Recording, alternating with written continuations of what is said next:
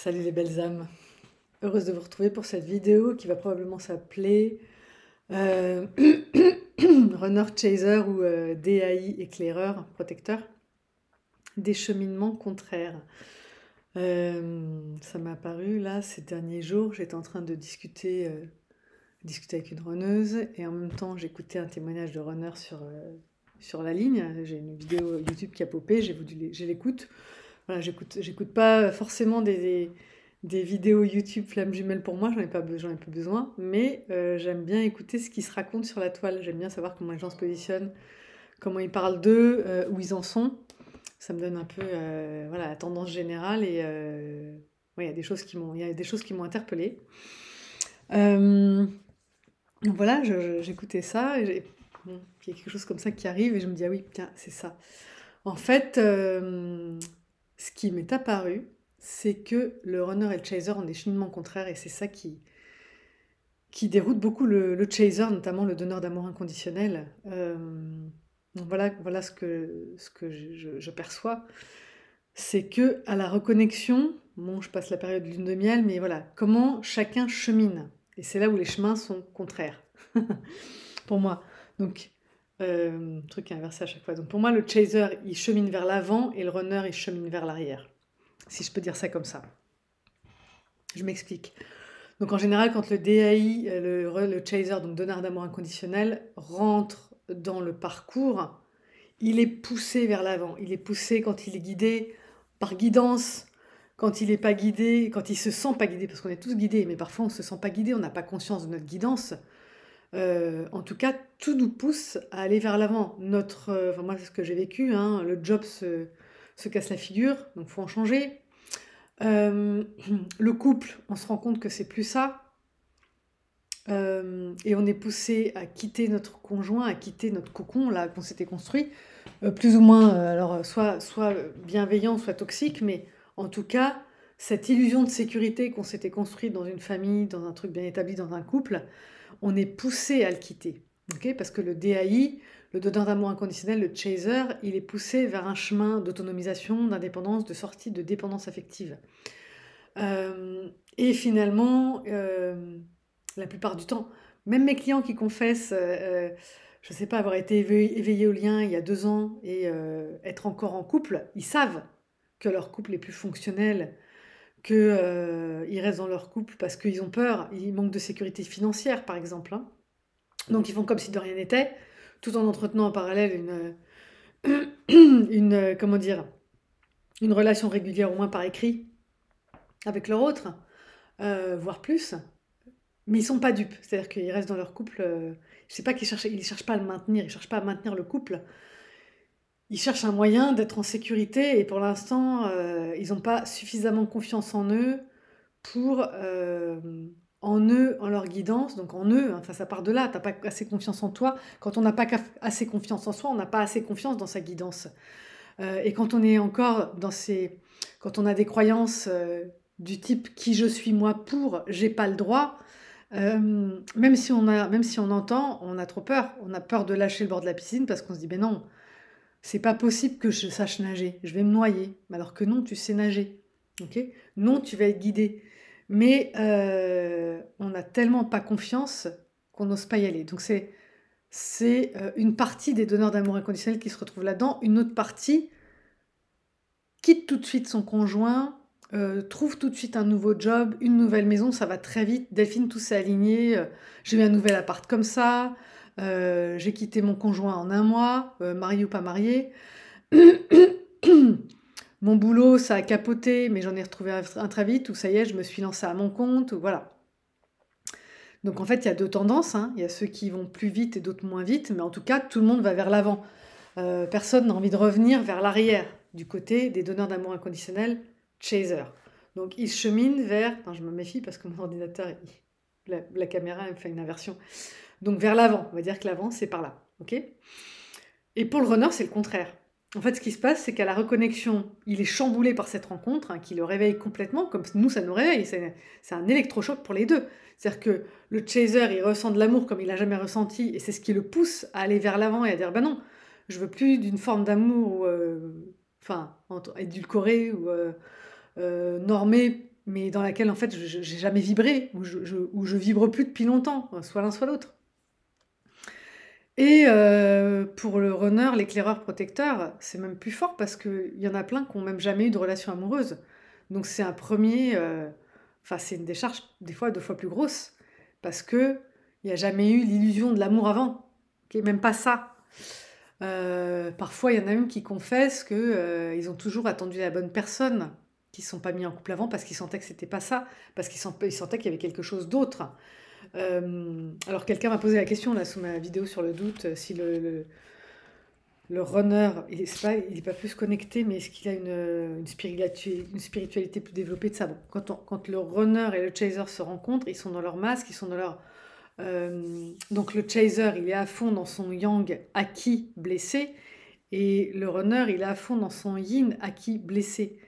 Donc le yin acquis blessé, il a tendance à être dans le refus d'incarnation, et dans son refus d'incarnation, il peut vouloir passer H24 en méditation avec le divin. Donc on va dire, waouh, c'est une personne hyper élevée spirituellement.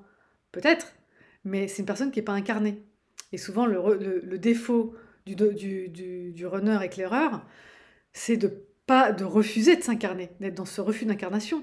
Donc oui, il est relié à sa guidance, mais il ne fait pas forcément ce que sa guidance lui demande, parce que sa guidance lui demande de faire des trucs dans la 3D, et il y a des choses sur lesquelles il ne veut pas y aller, donc il ne fait pas. Donc ça veut rien dire. Ça veut rien dire. Être plus ou moins, tant qu'on est dans nos blessures, tant qu'on est dans nos masques, qu'on soit plus ou qu'on soit moins, ça veut rien dire parce que ça veut pas dire qu'on transforme plus, on transforme pas forcément plus. C'est pas parce que tu parles couramment avec tes parents, que tu parles couramment anglais, que tu parles couramment avec le divin, que tu vas faire tout ce que tu lis, ce qu'on t'a dit. Voilà. Tu parles couramment avec tes parents, ils t'ont dit toute ton enfance fais ci, fais ça, et tu l'as pas fait. Tu comprenais bien ce qu'ils te disaient, mais tu l'as pas fait. Donc même si tu as une relation quotidienne avec le divin, à tes guides, et que tu entends leur guidance, si tu as trop peur, tu vas pas le faire. Et souvent, quand on se rend compte, c'est là qu'en est l'éclaireur. Okay, donc lui, ce qu'il fait, il fait le chemin opposé. Il fait le chemin opposé au chaser donneur d'amour inconditionnel. Il a vécu ce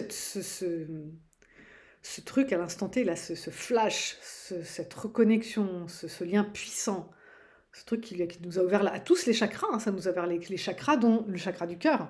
Ok. Et lui, qu'est-ce qu'il fait? Et les deux chemins sont bons, hein, les deux chemins mettent au même endroit, mais c'est toujours dans ce truc de on se complète, on va pas dans la même direction, donc on se comprend pas. Mais le but, c'est justement d'apprendre à se comprendre, même si on fait pas la même chose, d'apprendre à être plus tolérant vis-à-vis des autres, même si on comprend pas leur cheminement, ça veut pas dire qu'il est mauvais. Donc nous, les donneurs d'amour inconditionnel, on va vers l'avant, et eux, ils repartent en arrière. C'est-à-dire qu'en général, c'est tous les témoignages que j'ai, et c'est ce que confessent les runners sur la toile, le peu qui se confessent, c'est qu'ils sont retournés avec leur tierce, entre guillemets, hein, avec leur ex, avec la femme de leur enfant, avec leur ex-copine, même si elle était toxique. Je peux pas la laisser, je vais lui donner une seconde chance. Donc ils reviennent de là où ils étaient partis. Mais pourquoi? Pour faire le même chemin que nous. Ils vont repartir en arrière pour constater que ce qu'il y avait en arrière, et ben finalement, ça leur correspond pas, que là où ils étaient avec leur chaser, ils ont été vus, ils ont pu être authentiques, et c'est la première fois que ça leur arrive. On m'a vu, on a vu qui j'étais, et j'ai pu être authentique, et on m'a aimé dans mon authenticité. Donc ça fait 3 points, hein. Et les deux ont vécu ça, hein, d'où la lune de miel. Ok. Et encore une fois, patatras, parce que les blessures. Mais personne n'oublie ce lien, personne n'oublie ce qui s'est passé à ce moment-là. Le fait d'avoir été vu, chaser comme runner, le fait d'avoir été compris et aimé comme on était.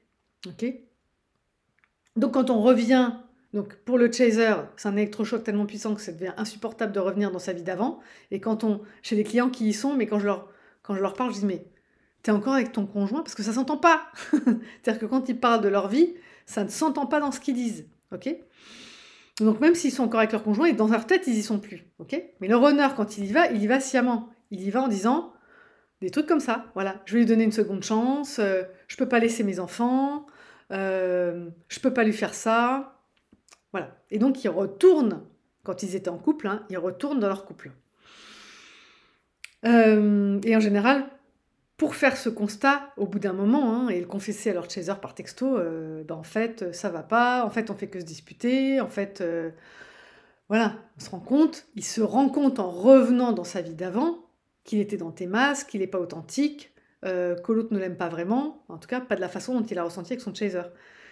Donc de retourner dans son passé, ça va pouvoir lui permettre d'y mettre un terme, d'arriver à se positionner, d'arriver à comprendre la différence entre sa vie d'avant et la vie d'après qui l'attend. Et en faisant ce chemin de comparaison, entre guillemets, hein, c'est plus ou moins, c'est pas conscient, hein, c'est pas forcément conscient, c'est un mécanisme qui est en place et qui va se défaire en confrontant ça, en confrontant ce que j'ai vécu dans le présent avec mon chaser et tout mon passé. Donc quand je reviens dans ma famille, ben, je me sens pas forcément considérée, entendue, aimée. Quand je reviens dans mon couple, je me sens pas forcément entendue, considérée, aimée. Et au bout d'un moment, ce constat va devenir insupportable parce que le runner, tout comme le chaser, est engrammé par cette reconnexion. Elle est en nous, on ne peut plus l'oublier. Une fois qu'on a été reconnecté en conscience, une fois qu'on a vécu ce putain, waouh, qu'est-ce que c'est que ça, on l'oublie plus. Et on va vouloir le retrouver d'une façon ou d'une autre. Les deux polarités vont vouloir le retrouver. Il y a des runners qui m'ont confessé plutôt crever que de plus jamais vivre ça. Mais ça ne veut pas dire qu'ils se précipitent vers ça. Parce que la puissance des peurs, il ne faut pas la négliger. La puissance des peurs, donc des blessures, elle est réelle, ok? Et que tant qu'elle est là, chaser comme runner, on est empêtré. Tant qu'on n'a pas avancé suffisamment sur son chemin de guérison, on ne peut pas revenir vers cette histoire parce que c'est trop fort, c'est trop puissant. Et d'être vu, ça m'est déjà arrivé dans des consultations, quand j'étais beaucoup plus jeune, hein, j'ai fait une fois une voyante et une fois une numérologue. Et je me rappelle quand la numérologue, elle dit un truc, notamment un truc très précis sur moi, j'ai voulu faire ça. J'avais l'impression d'être une vie transparente et qu'elle me voyait, mais que je voulais pas qu'elle me voie. Parce qu'à cette époque-là, j'avais plein de honte, j'étais timide, et il y avait des choses que je m'escrimais à planquer. Et cette nana, en analysant ma date de naissance et mon nom, mon prénom, elle voyait des trucs. Et plus, elle avait d'autres choses, hein, elle était médium aussi. Mais elle voyait des choses que je voulais pas qu'ils se voient. Donc moi, j'étais comme ça. Et en fait, notre autre, à la reconnexion, on a vu qu'il nous voyait dans les deux sens. Hein. On a adoré ça pendant un temps, jusqu'à ce que les blessures remontent à la surface et qu'on ait envie de fuir ça, que ça nous fasse du mal, qu'on n'ait pas envie d'être vu. Alors c'est plutôt côté fuyant, ça, côté yin, acquis, blessé. Le chaser, lui, tout ce qui lui importe, c'est d'être aimé. Donc même si c'est difficile, il préfère bouffer de la boue tous les jours avec son autre que de pas être avec.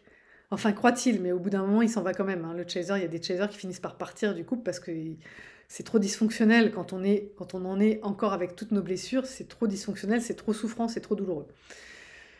Mais voilà, un runner éclaireur protecteur en début de parcours, il n'a pas envie, à la fois il est content d'avoir été vu, mais en même temps il n'a pas envie d'être vu au stade où il en est, parce qu'il a encore trop de honte. Il veut pas qu'on voit ce qu'il croit être et qu'il n'est pas, hein, parce que pour l'instant il croit être quelque chose qui est dysfonctionnel parce que c'est toujours ce qu'on lui a renvoyé, ok? Alors que son autre, il voit au-delà de tout ça, il va s'en rendre compte petit à petit, il va dire bah non, mais en fait ce qu'elle voyait de moi, c'est tout ce que personne ne voit en fait, hein, ok? Personne d'autre ne voit. Donc voilà, les cheminements, ils sont contraires. Voilà, le chaser, il est poussé en avant et le runner, il revient en arrière. Mais les deux le font pour la même raison. Pour se libérer de ses blessures, pour se libérer de ses fausses croyances. Quand le chaser pense qu'il ne peut pas vivre tout seul parce qu'il est trop dépendant affectif et que finalement, quand il se retrouve tout seul, il redescend dans son yin inné et qu'il kiffe être tout seul à tel point qu'à un moment donné, il veut même plus de la réunion parce qu'il préfère être seul. Mais Delphine, je m'éclate seule. Je peins, j'écoute de la musique, j'ai du temps pour moi. Je suis même pas sûre d'avoir là tout de suite envie, parce qu'il y a des chasers qui n'ont jamais été seuls. Donc ce temps seul d'un coup là, et qu'ils arrivent à en profiter, à plus avoir de peur, à être avec eux-mêmes, avec leur guidance, en développant leur business, en développant leurs compétences, leurs dons, en ayant tout ce temps pour eux qu'ils n'ont jamais eu avant parce qu'ils étaient tellement tournés vers les autres que ils veulent plus de cette réunion tout de suite finalement. Ils veulent un peu de temps pour eux, ils veulent le temps d'en profiter. Donc ça, c'est quand le chaser, il redescend dans son yin acquis. Et pendant ce temps-là, yin inné, pardon. Et pendant ce temps-là, le runner, lui, il va faire ce trajet où il va redescendre aussi à l'intérieur de lui par introspection, et là il va retrouver son yang inné. Et quand il va retrouver son yang inné, il va retrouver sa puissance intérieure, son masculin sacré. Et tant qu'il n'a pas retrouvé son masculin sacré, il ne peut pas revenir vers son chaser, parce que c'est trop difficile, ok? Et pour revenir vers son chaser, il faut qu'il ait quitté son étiquette de fuyant, donc il faut qu'il ait guéri son yin, et qu'il faut qu'il se soit, faut qu'il ait pu cheminer vers son yang inné, qui va lui permettre de faire ce trajet-là.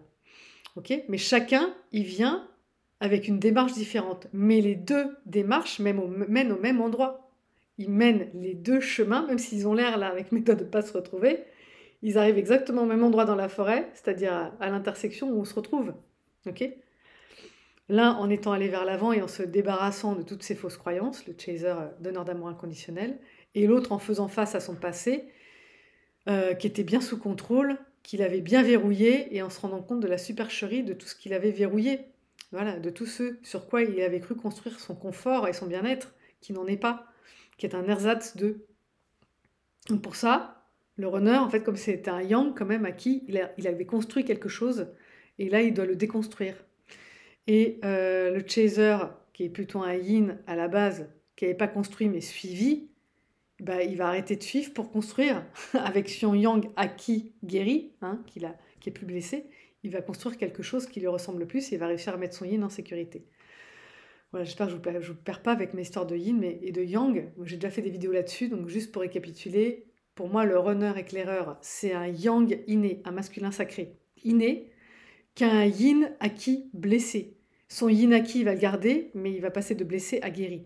Et pour le chaser donneur d'amour inconditionnel, c'est le contraire, c'est un yin inné. Donc en général, dans la petite enfance, c'est des gens qui étaient très contemplatifs, très artistes et tout ça, qui a développé un yang acquis blessé à cause des injonctions parentales, des attentes de l'école, de tout ça, par exemple. Hein. Donc il s'est mis dans le fer. Et qui va guérir ce yang. Donc ce qui est super, c'est que même si on a développé ces polarités à cause de nos blessures, quand on arrive dans ce parcours-là, on se rend compte qu'on a les deux. Okay, chacun a du yin et du yang, et chacun va pouvoir tirer le meilleur parti des deux. Mais on a une base, donc pour le runner, c'est le masculin sacré, le yang inné, et pour le chaser donneur d'amour inconditionnel, c'est le yin inné, le féminin sacré. Voilà, j'espère que cette vidéo vous parlera. Donc du coup, amis chaser, donc arrêtez de vous stresser, de vous angoisser, ou de plus croire, ou de... Parce que le runner est parti avec son ex. Non, il est reparti avec son ex parce qu'il fait un trajet contraire au nôtre, mais qui arrive au même endroit. Il a besoin de faire ce trajet pour déconstruire tout son passé et pouvoir construire un avenir avec nous qui soit différent. Ok? Donc ne nous stressons plus à cause de ça. Voilà, ça va aller. Ok? Voilà, je vous embrasse. Si vous avez besoin d'aide pour sortir de l'angle mort psychologique, pour y voir plus clair dans votre parcours, mettre le doigt sur vos blessures, les guérir, avoir un protocole qui va vous permettre ça, n'hésitez pas à me gmail.com si vous voulez le faire avec moi. Voilà, je vous embrasse et à bientôt pour une prochaine capsule.